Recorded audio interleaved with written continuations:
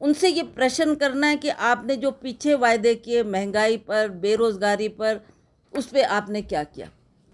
जहाँ तक जयराम जी की सरकार की बात है, आप सब जानते हैं कि इन 5 सालों में इनके कार्यकाल में कोई भी ऐसा बड़ा कार्य नहीं हुआ जिसको हम कह सकें कि इस सरकार की देन है या इन्होंने कोई काम किया। भूषण ज्वेलर्स, अनमोल रिश्तों के लिए। चूँकि 16 करोड़ बच्चों को रोजगार मिलना चाहिए था। ये भी बहुत दुखद बात है कि प्रधानमंत्री जी आज उसके विषय में भी 2 शब्द नहीं कह रहे। उसके अलावा वो कहते मैं यहाँ पर रहा हूँ, मैं प्रभारी के तौर पे भी मैंने काम किया। जैसा आपने कहा कि उन्होंने यहाँ की परिस्थिति को देखते हुए अपना ये व्यक्त किया कि मैं बहुत चिंतित हूँ हिमाचल प्रदेश के लिए। पर आप जानते हैं हिमाचल प्रदेश में बहुत लंबे अरसे तक कांग्रेस का नेतृत्व रहा। कांग्रेस ने क्या किया, क्या काम यहाँ पर हुए हैं, वो लोग भली भांति इस बात को जानते हैं, मुझे कहने की आवश्यकता नहीं है।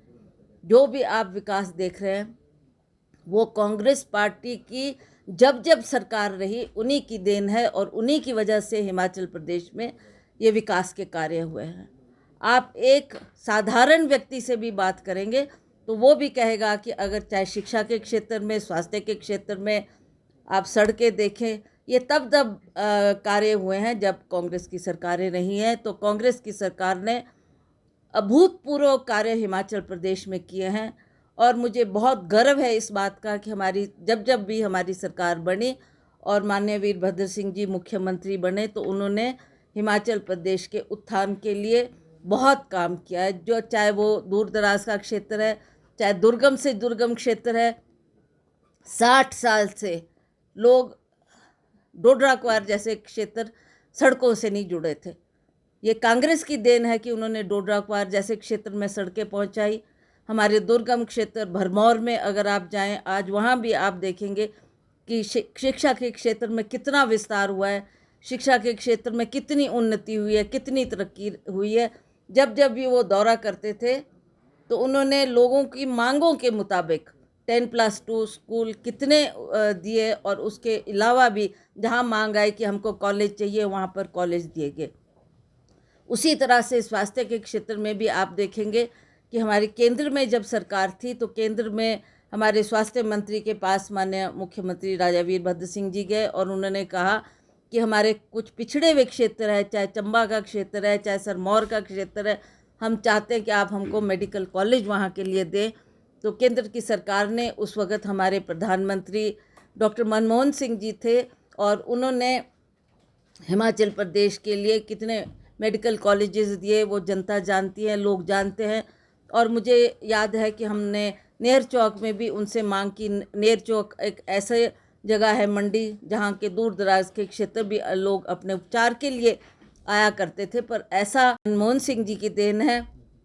उसके अलावा हमने IIT की मांग की और आप जानते पूरे देश में उस वक्त 8 IIT थी और उन्होंने 9वीं IIT हमारे मंडी क्षेत्र में दी है, जो कमांद की क्षेत्र में आज वो इतनी बड़ी संस्था खुलने से कितने लोगों को रोजगार मिला, कितने लोगों को शिक्षा का प्रावधान मिला। ये सारे काम कांग्रेस की सरकार की देन से और केंद्र सरकार ने जो हमारी UPA की सरकार थी उन्होंने जो मदद की है उसकी वजह से जो ये विकास हिमाचल प्रदेश में हुआ है वो मैं समझती हूँ कि लोगों से छिपा नहीं है, लोग जानते हैं।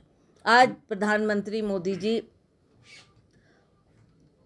हिमाचल प्रदेश का दौरा कर रहे हैं। उन्होंने गुजरात को जिताना है, उन्होंने हिमाचल प्रदेश में को जिताना है, इसलिए वो बार बार हिमाचल प्रदेश के हर ज़िले का दौरा करके ये संदेश देना चाह रहे हैं कि आप हमें वोट दें और हम भाजपा की सरकार बनेगी। तो बहुत से वायदे उन्होंने करने हैं, पर मैंने जैसा कहा कि हमें उनसे ये प्रश्न करना है कि आपने जो पीछे वायदे किए महंगाई पर, बेरोज़गारी पर, उस पर आपने क्या किया। जहाँ तक जयराम जी की सरकार की बात है, आप सब जानते हैं कि इन 5 सालों में इनके कार्यकाल में कोई भी ऐसा बड़ा कार्य नहीं हुआ जिसको हम कह सकें कि इस सरकार की देन है या इन्होंने कोई काम किया।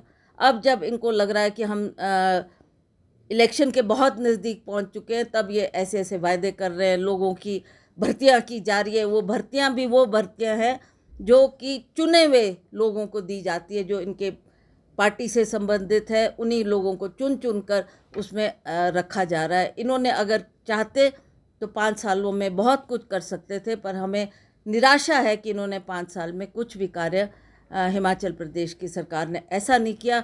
और माननीय जयराम ठाकुर जी ने भी उन कामों का उद्घाटन किया जो माननीय वीरभद्र सिंह जी करके गए। जहाँ तक गांधी परिवार की बात है, चाहे वो पंडित नेहरू की आप बात लें, पंडित नेहरू जब देश के प्रधानमंत्री रहे तो उनका भी एक विशेष लगाव हिमाचल प्रदेश से था। उसके बाद इंदिरा गांधी जी जब प्रधानमंत्री रही, जो उनके द्वारा आर्थिक पैकेज हिमाचल प्रदेश को दिया जाता था, जिसकी वजह से उस समय में बहुत विकास के कार्य हमारी कांग्रेस की सरकार करवा पाई। और आज हम देख रहे हैं कि उसी परिवार से प्रियंका गांधी जी भी है, और चाहे वो राजीव गांधी जी भी रहे, राजीव गांधी जी ने भी अपने कार्यकाल में जो उनको समय मिला जब वो प्रधानमंत्री थे, तो उन्होंने भी विशेष तौर पर हिमाचल प्रदेश के लिए जो आर्थिक पैकेज की मदद की है, उसकी वजह से भी हम उनके आभारी हैं।